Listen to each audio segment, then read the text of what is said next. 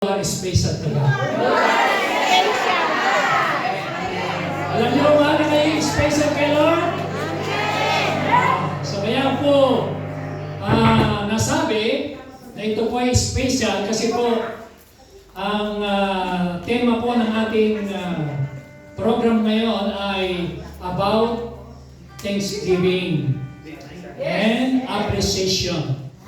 At ako po ay naniniwala na kung meron pong 10,000 reason to worship the Lord, ay meron din pong 10,000 reason na magpasalamat tayo kay Lord. Yes! Amen! Amen? Alam niyo ho, excited ho ako sa pagpapasalamat dahil napakarami po nating pwedeng ipagpasalamat sa Panginoon. Amen? Amen. At ako po ay nagagala at natutuwa dahil marami pong tao na gusto man nilang magpasalamat pero hindi nila magawa. Pero tayo po, salamat sa Lord, sa biyaya at pagpapala. Nandito tayo ngayon sa church. Malakas, masigla, walang sakit, nakakangiti. Maganda ang mga damit ninyo. Tingnan nyo nga, maganda ang mga mukha natin yung mukhang bagong ligo. Bagong taon, bagong pag-asa, bagong pananampalataya. Amen? Bagong vision, bagong pangarap, at may bagong gagawin ng Panginoon sa church. Amen? Praise God. Are you ready to receive the word? So magbibigay po ako sa inyo ng ilang lamang na salita na mabilisan po bago po tayo dumako sa program. Ay sabi po sa Bible, sa Colossians chapter 4 verse 2, devote yourself to prayer and being watchful and thankful. So ngayong pong taon na ito, ituon natin, i-focus natin ang ating sarili sa sabi natin, prayer, being watchful, and thankful. Ang panalangin ay yan ang number 1. Para ho tayo ay bless ni Lord dahil walang tagumpay na magaganap kung hindi tayo magpipray. There's no prayer, no victory, no prayer, no answer, no prayer, no deliverance, no prayer, no protection, no prayer, no blessing. So napakahalaga. Kaya sabi nga ni Lord, call unto me and I will show you great and mighty things through prayer. So mga kapatid, ang prayer, importante po yan. At simulan po natin ang ating buhay, pagkagising natin sa prayer. Sabi nga ng Genesis 1:1, in the beginning, God created. So paggising mo pa lang sa umaga, in the beginning of your day, in the beginning na ikaw yung magtatrabaho, simulan mo sa God. Sabihin, simulan mo sa prayer, sa pagpupurit mo salamat kay Lord. Amen? Number 2, being watchful. Alam niyo po yung nangyayari po sa mundo ngayon, being watchful, mapagbantay po tayo, at tayo po yung alam natin nasa last day na, at nagbabantay din po tayo sa ginagawa ng kaaway, dahil ang sabi ng Bible, na ang kaaway naghahanap siya ng masisila o masisira, he is like a roaring lion. And being watchful sa ating mga sarili. Kaya sabi ng Word of God, watch yourself, not others. Yung bantayin mo yung sarili mo, watch and pray kasi baka tayo ma-deceive. Okay? And number 3, being thankful. Sabi natin, thankful. So tayo mapagpasalamat. So ano pong reason bakit tayo dapat magpasalamat? Number 1, God wants it. Gusto ni Lord na tayo magpasalamat. Kasi, una, sabi ng 1 Thessalonians 5:18, thank God in everything, no matter what the circumstances may be. Amen? Sabi natin, thank God in everything. Pastor, pasalamatan ko ba kung pangit naman yung nangyari, pangit naman yung nangyari sa aking buhay, nung nakaraang taon, ang dami kong mga trials, problema, anong papasalamatan ko ron? Alam niyo mga kapatid, marami tayong pwedeng ipagpasalamat sa kabila ng mga negatibo, pangit, marami pa rin maganda tayong makikita ng pagpapasalamat. Amen? Ang pagpapasalamat sa Diyos, hindi mo lang pinasasalamatan na mimili ka ng mga mabubuti at magagandang bagay. Sabi ng Bible, no matter what the circumstances may be. Ano man ang sitwasyon mo, ay dapat tayong matutong magpasalamat. Bakit? This is the will of God. So, kalooban ng Diyos, gusto ng Lord na tayo lagi nagpapasalamat. Napasalamatan mo na ba ang iyong katabi? Napasalamatan mo na ba ang iyong mga magulang, ang iyong mga kapatid, ang iyong mga anak? Napasalamatan mo na ba ang iyong nanay at tatay? So mga kapatid, ang sabi po sa Bible, meron po akong nabasa ng isang quotation. Ganito pong sabi niya, listen. Ang title po nitong isang sinulat na ito ay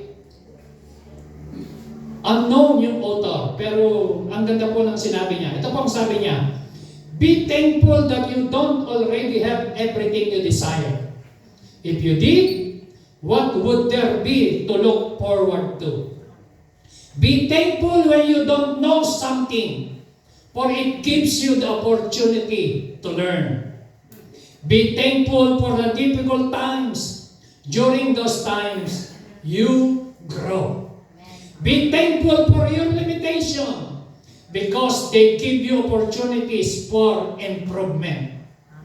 Be thankful for its new challenge, because it will build your strength and character. Be thankful for your mistakes. They will teach you valuable lessons. Be thankful when you're tired and weary, because it means you've made a difference.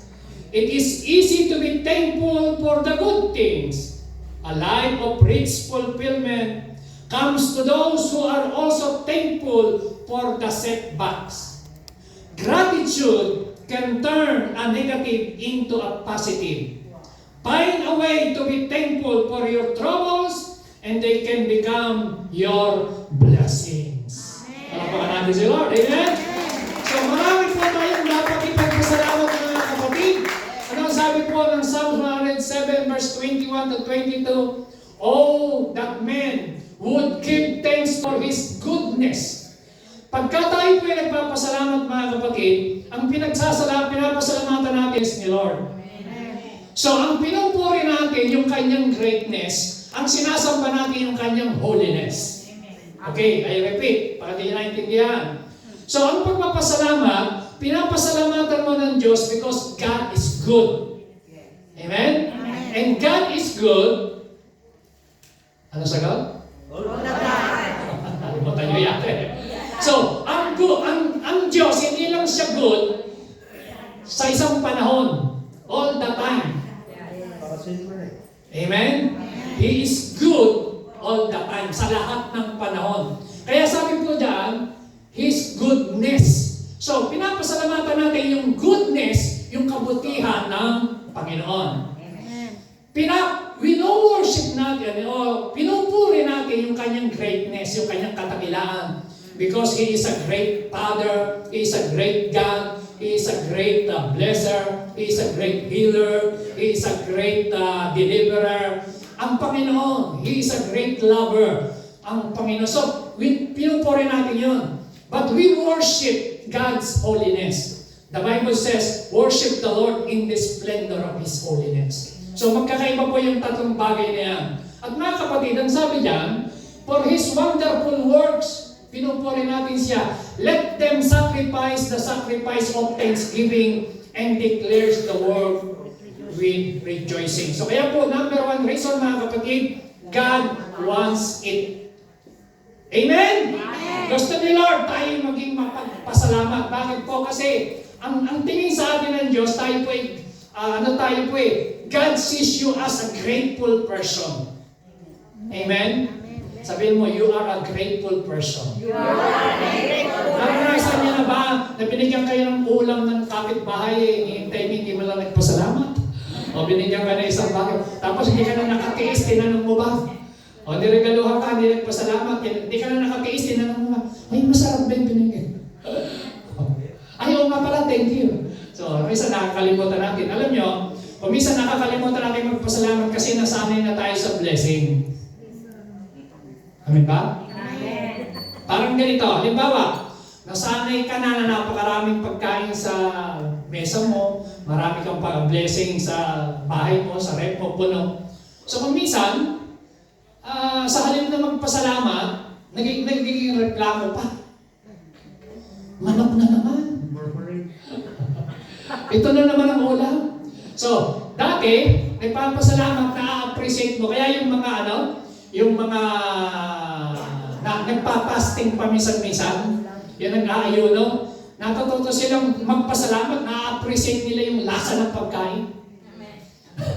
Kasi gutom ka eh. Kasi kung minsan, tayo, nakakalimutan natin pagpasalamat kasi nasanay na tayo sa mga blessing. Pero nakakalimutan natin na bawat gising is a blessing. Kasi pag ikaw yung oxygen na yan, nasanay na tayo na may oxygen na humihinga ka, pero alam niyo po ba, pwedeng isang araw, natulog ka, tuloy-tuloy na yung tulog mo. Pero salamat sa Diyos, gising ka pa ngayon. Amen? Amen ba? Pero nakakalimutan natin pagpasalamat kay Lord kung minsan. So, God sees you as a grateful person. Naalala niyo po, 10 ketongin pinagaling ng Lord. Pero yung siyam, ewan ko kung saan sila nagpunta, nagsipagbalik siguro sa kanilang mga pamilya, tontuwa, galak na galak. Pero yung isa, sa Luke chapter 17, verse 17 to 18, mababasa nyo, yung isang tao lamang, at siya pa'y Samaritana pa, ang bumalik kay Kristo para magpasalamat. Yan ang problema ng tao. Matapos matanggap yung blessing, minsan nakakalimutan natin magpasalamat. Matapos, alam mo maraming mga Christian, matapos gumaling, nakakalimutan nila magpasalamat kay Lord. Dati walang trabaho, nung nagkatrabaho, nakakalimutan nila magpasalamat. Dati walang papel, nung nagkapapel, nakakalimutan magpasalamat. Dati walang asawa, nung nagkaasawa, nakakalimutan magpasalamat. Dati walang boyfriend, walang girlfriend, nung nagka-boyfriend, nagka-girlfriend, nakakalimutan magpasalamat. Dati walang kaibigan, dati walang trabaho, walang sweldo, pero nakakalimutan magpasalamat nung nagkaroon. Ano nangyayari? Sa halip na pasalamat, nagiging reklamo. Alam niyo po ba? Dahil sa tayo nga, natatakpan kung minsan yung ating mga mata ng mga sitwasyon nangyayari sa atin. Kaya sabi ng Bible, in everything give thanks, for this is the will of God. Amen? So pag nagpapasalamat ka, sabi ni David, I will praise the name of God with a song. I will magnify Him with thanksgiving. Sabi niyo, I will magnify God. With thanksgiving. Alam niyo po ba? Alam niyo po ba yung magnifying glass? Alam niyo po yan? Alam niyo yung magnifying glass? Pagka halimbawa ikaw malabo ang mata, nagbabasa ka, tinutok mo, lumalaki ba yung letra? Okay. So yung mga gumagawa ng relo, o yung mga malilinggit na pyesa, nagsusot sila ng alam para ma-magnify yung mga. Tama? So ang question ngayon, sa buhay mo, sino ang minamagnify mo? Yung negatibo o yung positibo? Ang Diyos na may solusyon sa problema o ang problema? So kung sino yung tinititigan at lagi mong tinitingnan na ma-magnify. Amen? So kaya sabi ng David, I will magnify Him with thanksgiving. So kapag ikaw ay may problema o may sakit ka, pwede mong titigan yung sakit mo, pwede mong titigan yung sitwasyon mo, pwede mong titigan yung negatibong nangyayari sa buhay mo, pero pwede mo rin tingnan at totoo rin naman na may Diyos na kaya kang pagalingin, na kaya kang palayakin, na kaya kang i-bless, na kaya kang katapuin ng Lord. Ano yung pangangailangan? Dahil sabi niya, for me, nothing is too difficult for me. Nothing impossible to those who believe in God. Amen! So, depende sa iyo minamagnify. Kaya sabi ni David, I will magnify the Lord with thanksgiving. Hallelujah. Basta ako, magpapasalamat. Alam niyo, pag nagpapasalamat ka na, sinimulan mo magpasalamat sa paggising mo pa lang. Lord, salamat sa asawa ko kahit makulit. Lord, thank you. Ginagamit mo ang kakulitan niya. Natututo kong magpasensya. Thank you, Lord! Yes! Lord, salamat sa kaibigan ko. Lord, salamat sa kasama ko. Lord, salamat sa kanya. Kung hindi sa kanya, hindi siguro ganito kahaba ang pasensya ko. Thank you, Lord! Sabi mo sa katabi mo, thank you very much. Amen! Pangalawa, bakit tayo dapat magpasalamat? Everything is from God. Sabi niyo, everything is from God. Everything is from God. Naniniwala ba kayo na lahat ng nasa sa inyo galing kay Lord? Sino sa inyo ang magkiklaim na sasabi na yung buhay mo ay sa iyo at hindi galing kay Lord? Wala. Amen? Amen? Amen. So bakit tayo magpapasalamat? Everything is from God. Lahat galing sa Kanya. Sino sa inyo nung ipinanganak ay may hikaw na? Sino sa inyo nung ipinanganak ay nakasuot na ng Nike at Adidas? Tapos nakachanel ka pa ng pagpalabas mo? Wala! So, ibig sabihin, kapag ka ikaw ay may mga blessing, treasure, talent, house, and lot, diamond, gold, silver, any material blessing and possession, pati yung sa sarili mo, everything comes from the Lord. Bakit? Ito ang sabi ng Bible, kayo bumasa. I give thanks to my God always for you because of the grace of God that was given you in Christ Jesus, that in every way you were enriched in Him, in all speech and all knowledge.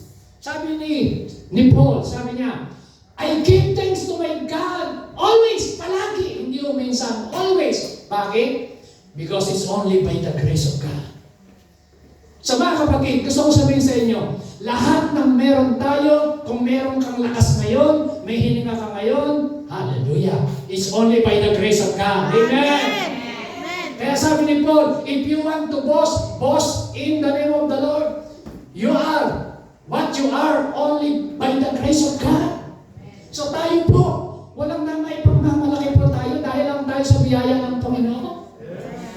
Amen. Amen. Amen. Meron isa ko kasi may mga tao, ang tawag dito ay entitlement mentality. Kaya ako yumaman dahil ako'y nagsikap, masipag ako. Ano? Kung di ka binigyan ng lakas, makakapagtrabaho ka ba? That's true.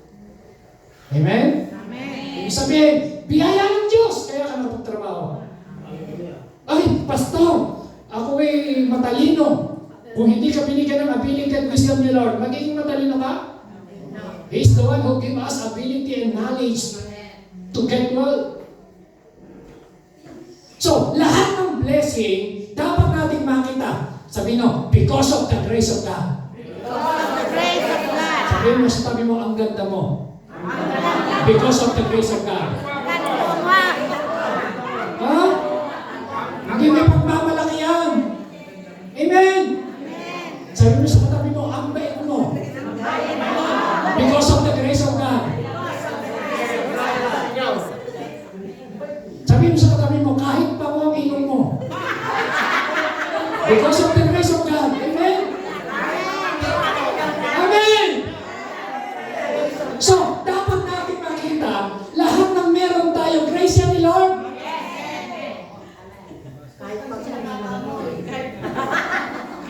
Sabi mo, ang ganda ng katawan mo. Mukhang Coca-Cola and can. Pero by the grace of God, may kinakain ka. Amen?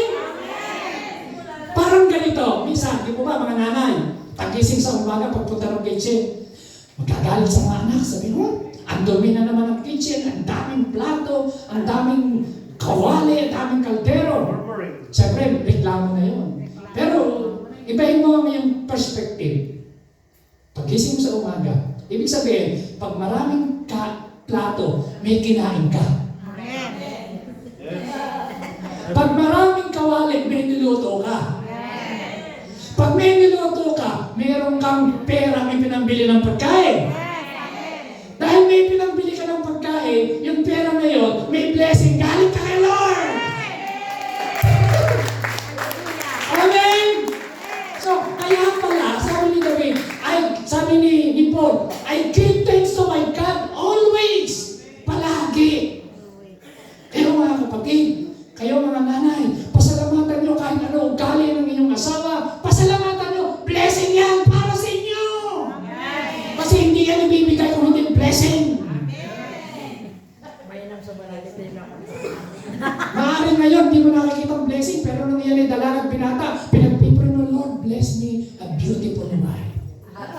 Eh ngayon, nagkaroon na ng mga wrinkles.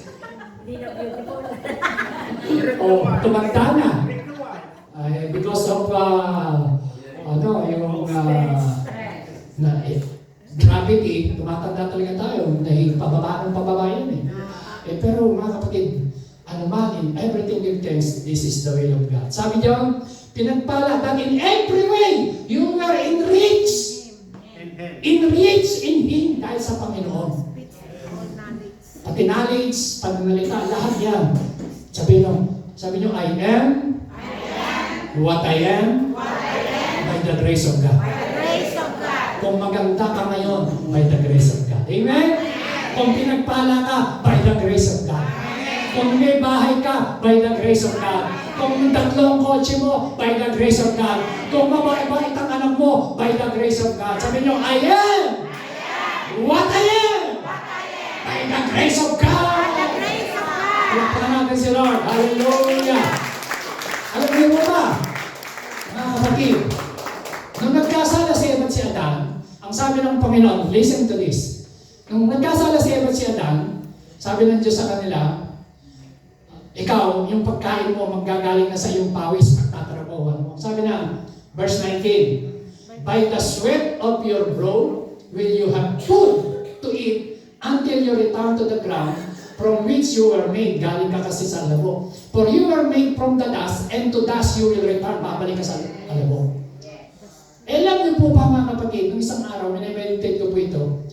Kaya, di ba, pag nagtatrabaho ka, talagang kailangan pagpawisan mo. Habang nagigilin ka ng mga galapong at mga nagtatrabaho sa restaurant, nag-garden ka, talagang tumatagak-trabaho mismo, di ba? Habang naglilinis ka ng bahay. Amen? Right? Habang nag-garden ka, nagdadam ka, nagwawalis ka, lahat ginagawa mo kasi kailangan magkaroon ka ng pera pamili ng pagkain. Pero this is the blessing. Alam niyo ba, yung pawis na yun, nung si Kristo, Luke chapter 22 verse 44, sabi doon, and being in an agony, He prayed more earnestly, and his what? And his ano nangyari? Became like great drops of blood. Alam niyo po ba, nakita ko, na-realize ko, nung si Kristo nananalangin, yung ating hirap ng pagtatrabaho, yung sobrang-sobrang tayong pagpapagalat, pagpapagod, na talagang pawis na pawis ka. Nung si Kristo nananalangin sa krus, sa Gethsemane, pinawisan ng dugo. So, tinubos na tayo sa pawis. Amen. Kahirapan ng pagtatrabaho. Nung si Kristo, alam niyo yung pawis ni Kristo na yun na naging dugo, ang ibig sabihin nun, si Kristo na mayaman ay naging mahirap para yung blessing ibinigay niya sa atin. Amen. Palakpakan natin si Lord. Amen. Kaya pala siya pinawisan ng dugo sa panalangin. Dahil yung pawis, kaya kailangan mo na lang magpahinga ng magtiwala at manampalataya sa ginawa ng Panginoon. Sabi niya ni David, for He knows how weak we are. He remember we are only dust. Alam niyo po ba, galing tayo sa lupa at babalik tayo sa lupa. Kaya sabi ng verse 15, our days on earth like grass. Ang buhay natin sa mundo para lang damo. Like wildflowers. Nakita tayo ng mga magagandang bulaklak. We bloom and die. Ganyan lang ang buhay ng tao eh. Ay, kita mo ngayon, bukas, wala na pala. Nakasakay ka lang sa aeroplano, yung palang aeroplano sinasakay mo, sasabog. O, di mo alam. Kamukha na nangyari sa South Korean airline. Di ba? So, di mo alam. Sabi, ganyan ang buhay ng tao. Pero mga kapatid, ang sabi ng 16, the wind blows and we are gone. Lahat.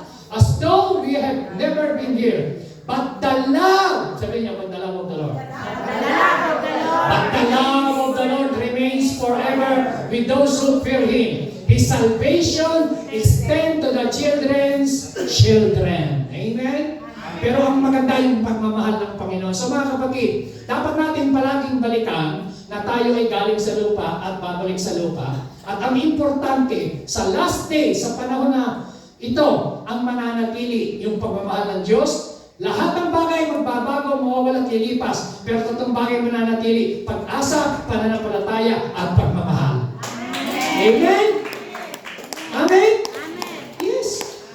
The love of the Lord remains forever. Sabihin niyo, the love of the Lord remains forever. Mawala man tayo sa lupa, the love of the Lord remains forever. Yung pagmamahal ng Diyos sa tao.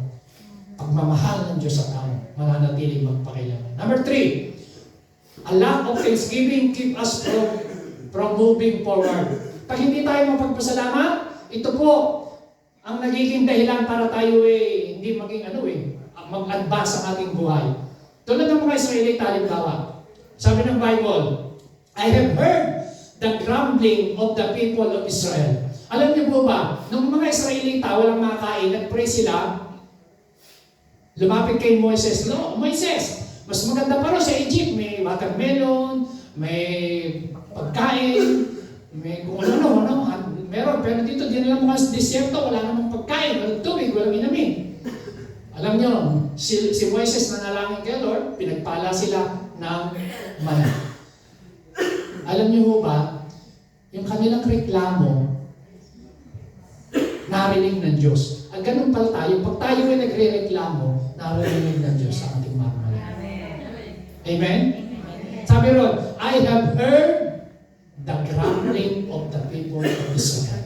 So lahat ng reklamo nila, narinig ng Panginoon. Pero sabi ng Lord sa kanila, huwag kayong mag-alala. Bukas, you will eat meat, and in the morning you shall be filled with bread. Then you shall know that I am the Lord your God.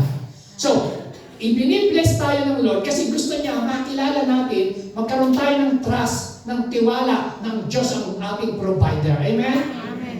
Amen? God will provide. Sabi niyo, God will provide. Ang tao po, na kaya natututo tayong magreklamo kasi nawawalan tayo ng tiwala sa Diyos. Ibig sabihin, pag tayo nagre-reklamo, pinakikita lang natin na kulang tayo ng trust sa Kanya. Pero sabi doon, huwag kayong mag-alala, bibigyan kayo ng pagkain, bibigyan ko kayo hindi lang karne. Ano yan? May bread pa. Hamburger! Then you will know that I am the Lord your God. The Lord is our provider. Amen? Sabi natin, the Lord is my provider. So dapat natin makita, huwag ko tayong ang opposite po kasi ng pasasalamat, reklamo. The opposite of thanksgiving is murmuring. At ang mga, sa palagay niyo, alin ang mas maganda ang pakiramdam? Yung nagpapasalamat o yung nagre-reklamo?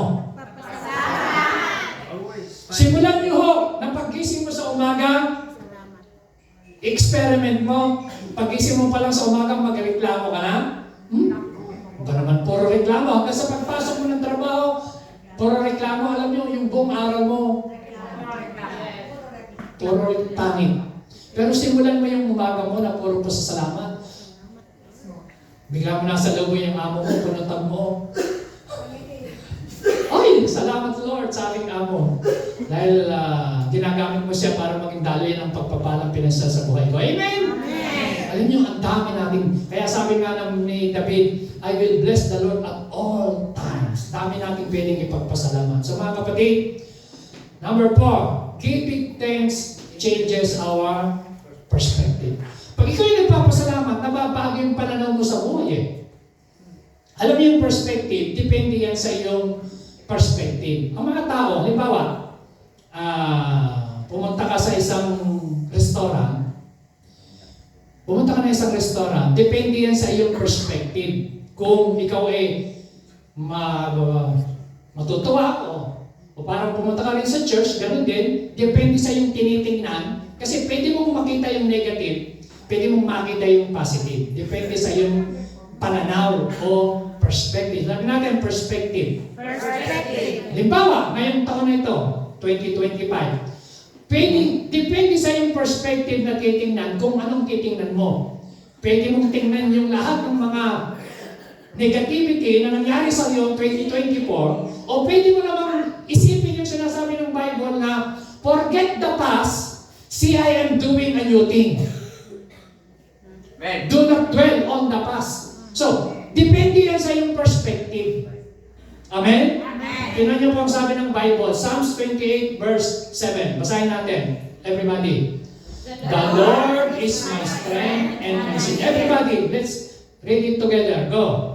The Lord is my strength and my shield. My heart trusts in Him. I am helped.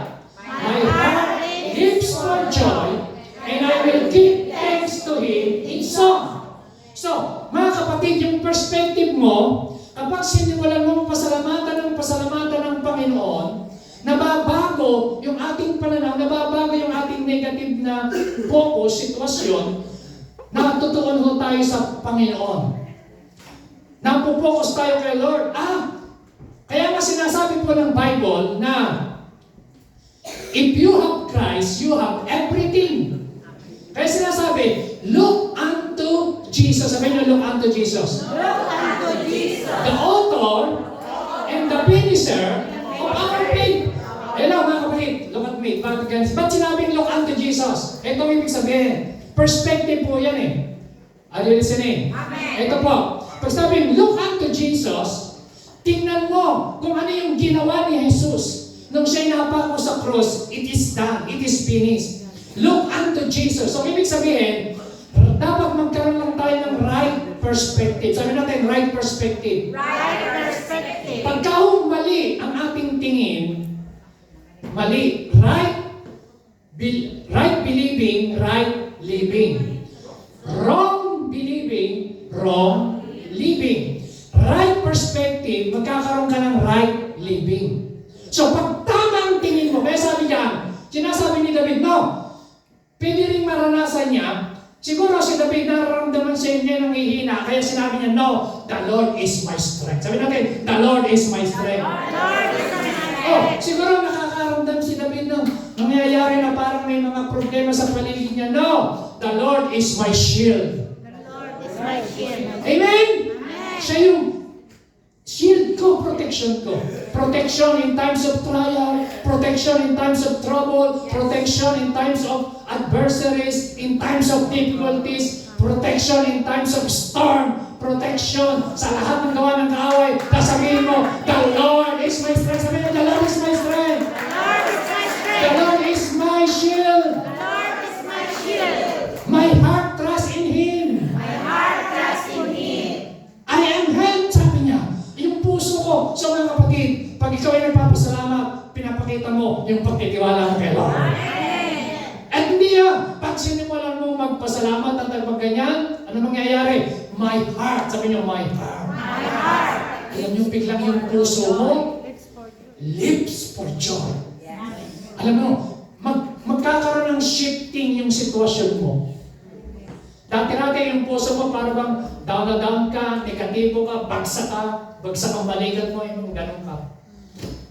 Pagka nagpapasalamat ka, biglang, oh, thank you Lord, the Lord is my strength. The Lord is my shield. The Lord is my Lord. Amen? Amen o ba? Amen. Pero simulan mo magreklamo pag simulan, ay, hirap ng buhay. Ganyan talaga buhay. Puro problema. Walang trabaho. Walang pera. Walang tumutulong. Wala. Ikaw ngayon, ano ka na? Kuba ka na? Ano? Maya-maya, gumagapang ka na lang. Pero baligtarin mo yung perspective mo. Thank you, Lord. Sabi natin, the Lord is my strength. The Lord is my Strength. The Lord is my shield. Oh, thank you. Salamat po. So, mga kapatid, listen. So, pero pag sinabi mo, the Lord is my strength. The Lord is my strength. Sabi niyo, the Lord is my strength. The Lord is my strength. Meron ba naman, the Lord is my strength. Wala naman kay strength yung mga. Sabi natin, the Lord is my strength. The Lord is my strength. Tayo na natin tumayo sandali. Sabi natin, the Lord is my strength. The Lord is my strength. Ano sabi ng Bible? be strong in the Lord and the power of His might. Sabihin mo, be strong in the Lord. And the power of His might. So, paano ka magiging strong? Yes, yung sitwasyon mo, baguhin yung perspective mo. Pastor, may sakit ako. Yes, may sakit ka. Pero dapat mo rin makita, sinabi ni Kristo, by the stripe of Jesus Christ, you are healed. Yes, walang laman ng pera ang wallet mo ngayon. Pero dapat mo matandaan, Philippians 4:19, but my God shall supply all your need according to His riches and glory. Oh, hallelujah. Amen. So, depende yan sa perspective mo. So, mga kapatid, this year, 2025, change our perspective. Amen. Palitan mo yung pananaw mo. Yung pananaw mo, baguhin mo. Depende rin sa pananaw mo eh. So, kaya sabi ni David, the Lord, sabi niya, the Lord is my strength. The Lord is my shield. The Lord is my trust. Sabi niya, my heart leaps for joy. Sabi niya, the joy of the Lord is my strength.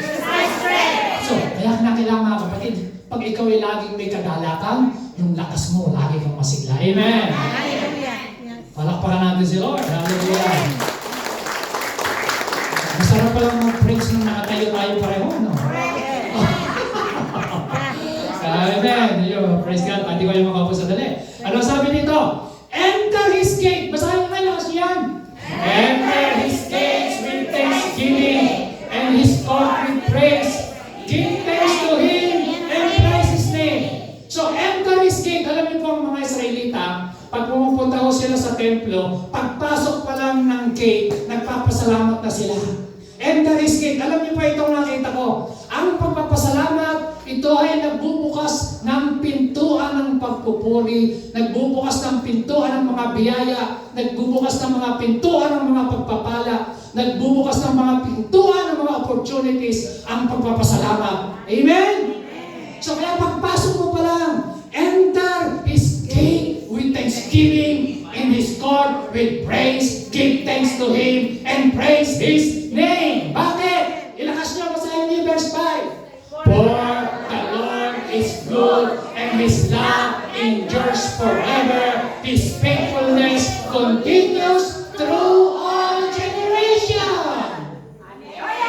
Amen. God is good. All the time. All the time. God is good. Alam na alam niya yan.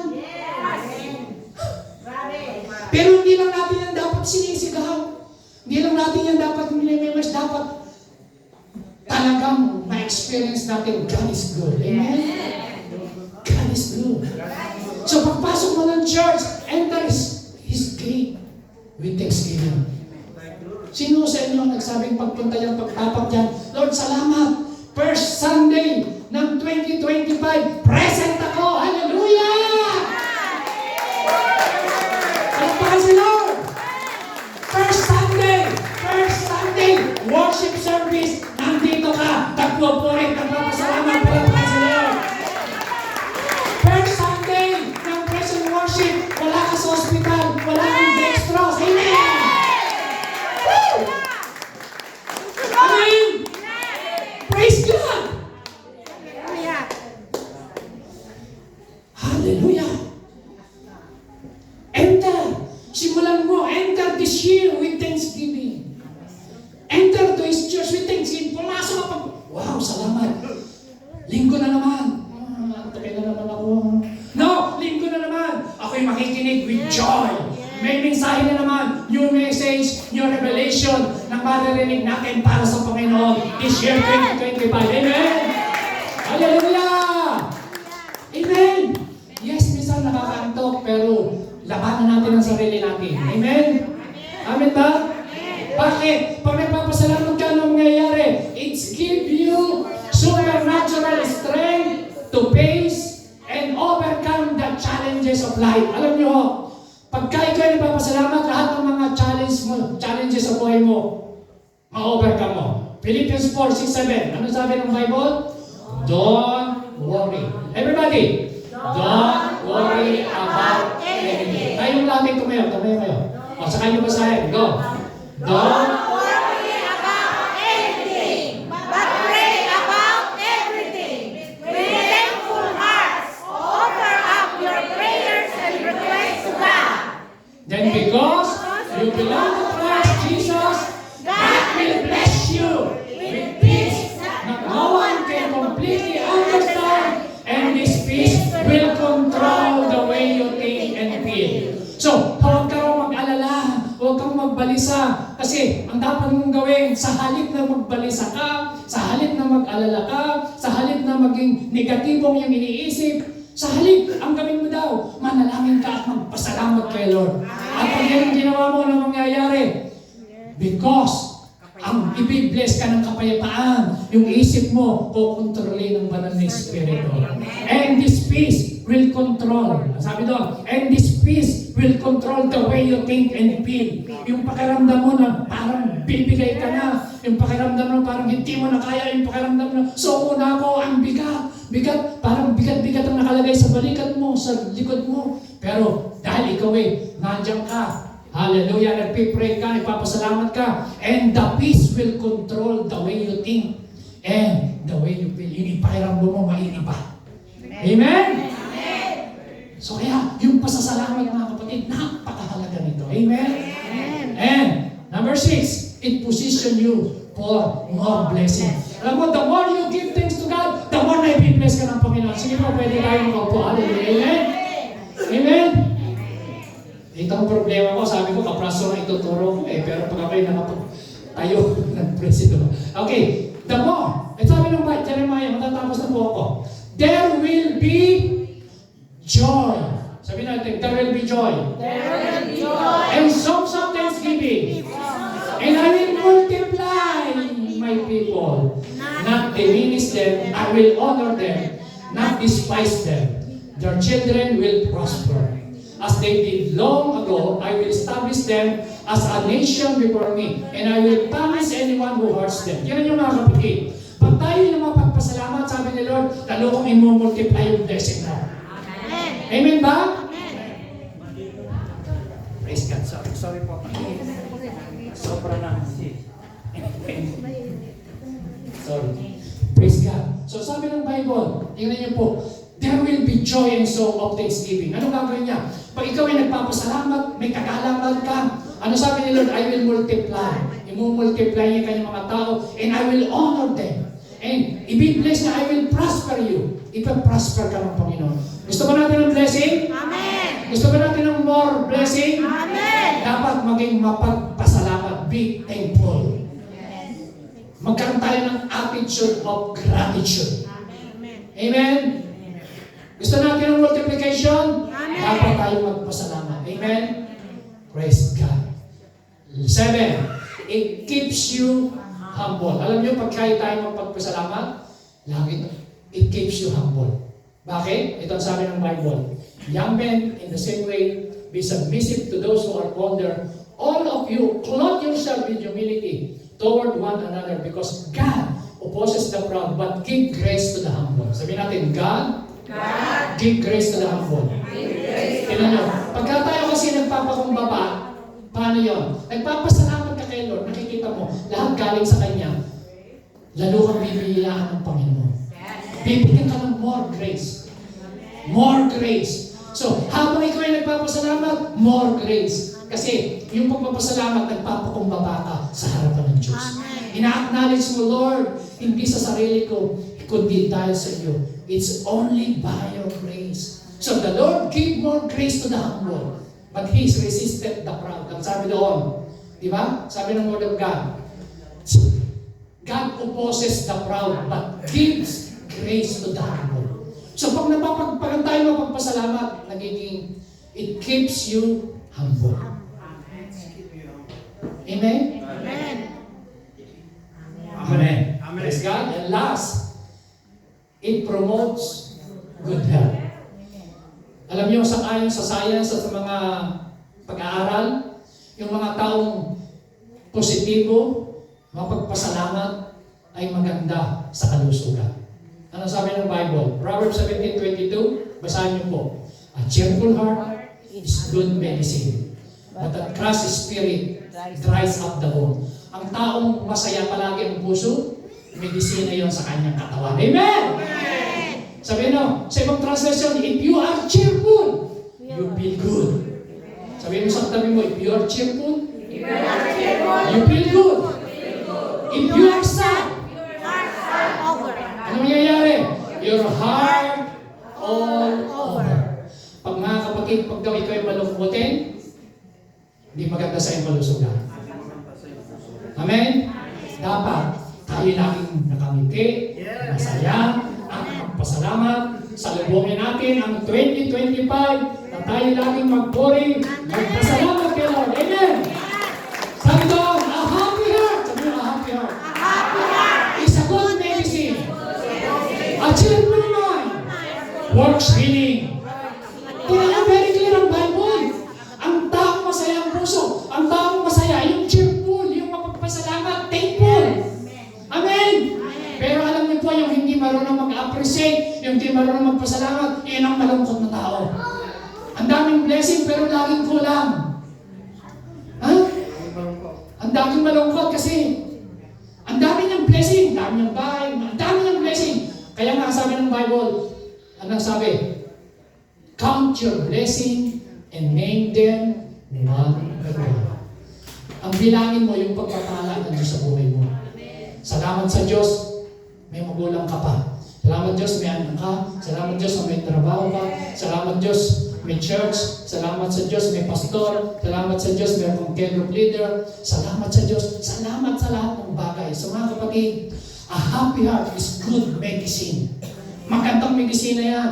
Kaya yan lang, makuha nyo lang yung verse na yan. Magiging healthy na kayo 2025. Amen? So ngayon lang. Pastor, hindi mo nakabase ang kagalakan sa circumstances sa nangyayari. Pwede kang maging masaya in the midst of storm. Pwede kang masaya in the midst of trial. Pwede kang maging masaya in the midst of difficulties. Amen? Si Paul at si Silas nasa loob ng kulungan, kumakanta pa at nagpupuri sa Panginoon. Amen. So, kailangan lang natin